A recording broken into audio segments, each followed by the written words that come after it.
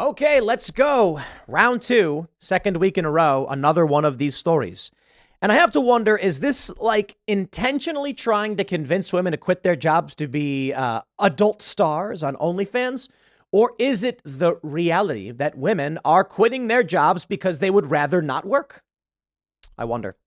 All of the arguments around gender norms, and I can't help but notice, as most of you probably do, you go on social media and you look at the average female hobbyist account, and the female will post images of herself. The average male hobbyist account, less likely. It's a tendency, it's not absolute. But of course, the meme, as I've mentioned 50 million times, is that when a woman takes a picture of a new object she acquired, perhaps a video game, she's in the photo doing a selfie with it, whereas men just take a picture of the object. Men are focused on the object, women are focused on the human element of it. I said last week that it's a good thing, actually. And I think, for some reason, feminists get offended by the concept, despite the fact that it's actually more insulting to men. Men don't care about people. They care about stuff. Women care about people. Makes sense, right? But that brings us to this story. Single mom of 4 who quit her job as a receptionist to be an OnlyFans model reveals she now rakes in $30,000 a month after enlisting her 14-year-old sister to shoot her racy content. I don't quite understand that last part, but sure. Chloe Sasha, 29 from Arizona, turned to adult content creation for extra cash. She soon started earning thousands of dollars and quit her job as a receptionist. The mom of 4 now enlists her younger sisters to help despite facing backlash. This is the trend, my friends. I have to wonder, let's make up a conspiracy theory. Here you go. Conspiracy theory. Men, venture capital firms, are secretly creating fake accounts to give women large sums of money to force them to quit their jobs. There you go. I suppose the question is, given the choice between doing adult content and working, what would the average woman choose? I don't think it would be adult content. I don't. But honestly, I think it's a rock and a hard place. I wonder if the average woman would choose to work with people. We see that in work. Women tend to take jobs like nurses and teachers, working with other people. Men take jobs working with things because men care about things and women care about people. Again, it's neutral, but you could argue that's more beneficial to women because the human experience is the most important thing. But this brings me here. How many women do not want to work? Working 9 to 5. How many women are working jobs that are not about people, insurance companies or something, just like filing paperwork? Do they really want to have those jobs? Or would they prefer to socialize, interact, have a family? Maybe not even have a family. Be wine moms. Your kids are grown up, moved out. You're drinking wine with the girls mid-morning. What's preferable? I'm sorry. I think anybody who says that the average woman would rather work is just lying. Because nobody works. Most people don't like working. I saw this post about the IQ bell curve between men and women. And it showed that men overwhelmingly are stupid, but there are more male geniuses than women. This is the greater male variability hypothesis. Makes sense. So you have most women being of average intelligence, around 100, slightly below, slightly above. And then you have the majority of morons being made up of men, and the majority of geniuses being made up by men. So this means most women are interacting with dumb guys. Must suck, I must say. But I say, when I look at this, I'm like, nobody likes working, right? There's very few men who are of high level who want to work endlessly into the bone. This past week, I went on the Fresh and Fit podcast, and I was asked what I do to relax. And there are some things I do. I like playing poker. I like skateboarding. But skateboarding it's all work. All of it is in the same mindset. That's why I'm kind of like nothing. I work all the time. I don't play. There is no circumstance where I like to zone out. That doesn't exist for me. And Myron was saying the same thing from Fresh and Fit podcast. If I'm not working, I'm stressed out. So what stops me from stressing out? Working. But that's rare, isn't it? So I look at this. You've got a young guy who would rather not work. He wants to play video games all day. They exist. Hikikomori exists. They don't want to go out. They don't want to socialize. Sorry. Ain't nothing you can do that's going to make you money. Women, on the other hand, can get naked on camera. And guys are going to give them money.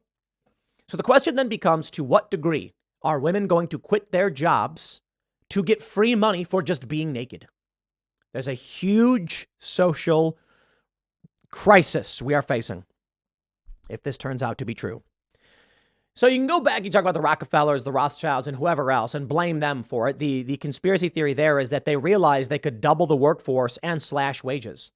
They said, we need more workers. Let's get women to work. Women can work. Why should they be at home? But then who's going to raise the kids? They didn't care. They wanted short-term profits. Here you are. Well, now, perhaps the great conspiracy is to get women to stop working because it's easier to get money doing this. But the question then becomes, as these women get older and become less desirable, fact, how are they going to make money? This 29-year-old woman, she better be saving all that $30,000 a month, which honestly, a lot of money. I don't know about enough. You know, she got to start saving for retirement. Because how many years can you really do this? For real. Now, the average woman is not going to be making $30,000 a month off this. Just not reality. Apparently, I think most women who have tried it only made a couple $100 a month. A couple $100 ain't nothing. But for a lot of these women, they are basically selling away their dignity in an exchange for a large amount of money up front. Perhaps that makes sense. Perhaps what happens then is they can save this money, create a retirement fund, and then never have to work again. I think the terrifying reality is you're going to have a bunch of single women without kids. Of course, this lady does have kids, but there's going to be a lot of single women who have no kids, who do porn. And then when they're 45, the money is going, I mean, by the time they're in their late 30s, the money is going down. And then they're going to be unable to work. They're going to be shunned by a lot of people. Maybe that's why they're trying to normalize sex work. And then they're not going to have money. My friends, I've talked about how I think the future is going to be conservative. I want you to understand this doesn't happen in a vacuum. As liberals abort their kids, sterilize their kids, or plain don't have kids, and conservatives do, the future is skewing in the conservative influence direction. Of course, it doesn't discount the left's attempt to indoctrinate children. The point is, that's not a strong enough pull factor. Having kids and teaching them your values and having them of your genetic line is substantially more powerful than giving them a creepy book. That's reality. Now imagine this scenario. The future is overwhelmingly populated by conservatives and liberals aren't having kids, but those liberals are still alive. They're older and they're in nursing homes. What do you think is going to happen? If the future, as I see it, does come to be, then these more conservative leading individuals are going to pull entitlements. And they're going to say, that's your fault, not mine. I'm not paying for you. They're going to come to this 70-year-old woman and say, you decided you'd do porn and blow your money, and now I've got to pay for it? Not happening. Uh-oh. Then what? I don't know. You end up with a bunch of former hookers and prostitutes all over the streets that can't work and they're doing drugs, or, I mean, more horrifyingly, they just don't make it. That's the future I see. But I must be honest. Conservatives have been, of recent, calling about bringing institutions back, which means it may come to a point where if the future becomes conservative, women like this, and I'm not saying this to be a dick to this woman, she's making a lot of money, but she may end up finding herself institutionalized. Now, she's got kids. Those kids are going to grow up. Kids aren't going to let their mom, go that route. But for a lot of these single childless women who have gone the route of OnlyFans and not saved money, many of these women who have gone the route of selling their bodies, they're going to end up institutionalized. You're going to get conservative leaning individuals who say, we will not allow you to be on the streets. We're going to help you. And so for these women who can't make money on OnlyFans anymore or whatever it is, in fact, I actually think these women are all doomed, right? Because what's going to happen is men are going to create AI women, and it's going to be men, titillating other men while pretending to be women, which already happens. But now with AI, no one's going to need these women to do this. Why pay a woman? Now, some women will run these companies, but if geniuses are overwhelmingly male, then the highest level of success in the businesses is going to skew male. Men are going to create AI girlfriends that are indistinguishable from real women, and men are going to pay to interact with them. I don't think we can even begin to understand how insane this is all going to be. But you look now at where Midjourney is with these AI generated videos. We are a year or two away from being able to just tell a computer, make me an episode of The Simpsons, and it will. And you'll notice weird things about it. And you'll say, something's not quite right. 3-4 years from now, there's not going to be art anymore. There's not going to be music. Imagine being a graphic artist. You're gone. The writers are striking, Hollywood writers, because they know AI can write for them instead. Already, I can make images. I don't need a graphic artist. Now, if we want precision and good art, we have a graphic artist for that. But we're getting really close to the point where the AI is going to be able to do it all of it, even movies. There will be no art, there'll be no music, no TV shows. There will simply be someone saying like, hey, I made an anime, I hope you like it. It took me 5 minutes. And then someone will be like, oh, that worked, that came out really well, I like this, let's make more. And then there's going to be 87,000 episodes of, Naruto or whatever.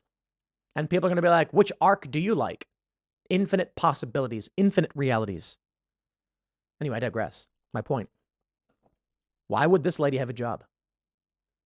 It's going to be a revolution of sorts. I don't know what it'll look like, but it's going to get crazy.